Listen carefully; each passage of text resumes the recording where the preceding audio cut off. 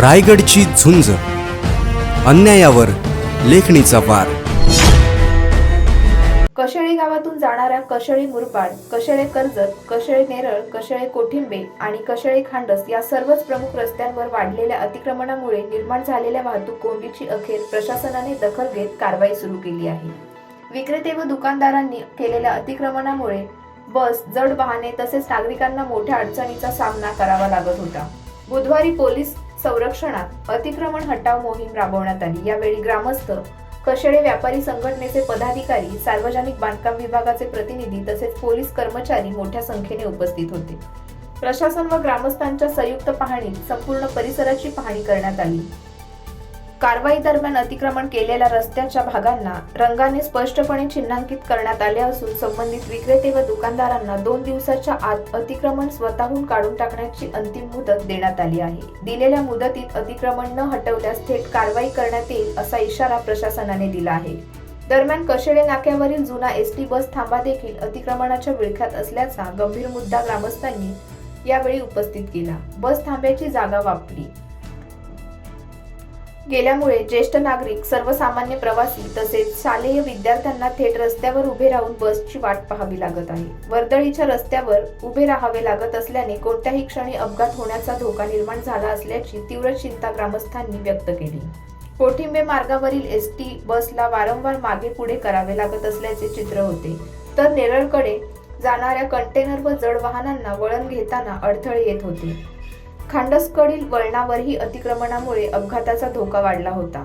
या सर्व बाबी प्रशासनाच्या पाहणीत स्पष्ट झाल्या. यावेळी ग्रामस्थ व व्यापारी संघटनेच्या पदाधिकाऱ्यांनी सांगितले की अतिक्रमण हटवणे ही काळाची गरज असून रस्ते व सार्वजनिक सुविधा मोकळ्या ठेवल्या पाहिजेत. विशेषतः जुना एसटी बस थांबा तातडीने अतिक्रमण मुक्त करून प्रवाशांसाठी सुरक्षित थांबा उपलब्ध करून द्यावा अशी जोरदार मागणी करण्यात आली. सार्वजनिक बांधकाम विभागाच्या प्रतिनिधींनी अतिक्रमण हटवल्यानंतर रस्त्यांची दुरुस्ती तसेच बस थांब्याबाबत योग्य तो निर्णय घेण्यात येईल असे आश्वासन दिले.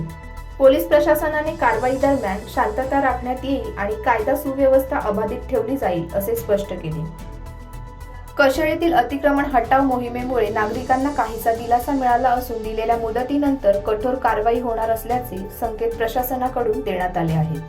कशेळी ग्रामपंचायत अधिकारी, पीडब्ल्यूडीचे अधिकारी, तसेच व्यापारी असोसिएशनचे सर्व पदाधिकारी, कमिटी हे एकत्र येऊन हे अतिक्रमण झालेले आहे. रोडवर जो ट्रॅफिकचा प्रश्न निर्माण झालेला आहे त्याच्या संदर्भात त्यांनी पुढाकार घेऊन आम्हालाही असे निवेदनपत्र दिलेले आहे कायदेशीर. त्यानुसार आम्ही इथे हजर राहून त्यांच्या सहकार्याने समजले आहे की अतिक्रमणाचं वगैरे तसे सांगितलेले आहे. आणि जो ट्रॅफिकचा प्रश्न राहिलेला आहे, गाड्या वगैरे मध्ये रोडवर अडथळा निर्माण करतात, त्यांच्यावर आम्ही काही दिवसातच कारवाई करण्यास सुरुवात करणार आहोत. पूर्वी पण आमच्या कशाळीत बस स्टँड हा पूर्वीपासून होता. तो सध्या तर अस्तित्वात नाही आहे. तर तो कुठे गेला, काय गेला, कुणी काढला, काय काढला याची चौकशी व्हावी. त्यांची गरज आहे. लहान मुलं इथे शाळेत जाणारे असतात, आजारी माणूस पेशंट असतो, इथे बस स्टँड उभं नाही, त्यांना उन्हात उभं राहावं लागतं. त्यासाठी पर्याय आम्हाला व्यवस्था ती पाहिजे. आमच्या कशेळे गावामध्ये बस स्टॉप होता, तो बस स्टॉप आता काय दिसण्यात येत नाही. तर आता लहान लहान मुले जे शाळेतली आहेत, बाहेरगावची आहेत, आता इकडे तिकडे टपऱ्यांच्यात बसतात, त्याचे मोठे हाल होतात. आणि एखाद्या जर रस्त्याला लहान लहान मुले असतात, ती जर गाडी खाली काय चेंगडली का दिली, त्याला कोण जबाबदार?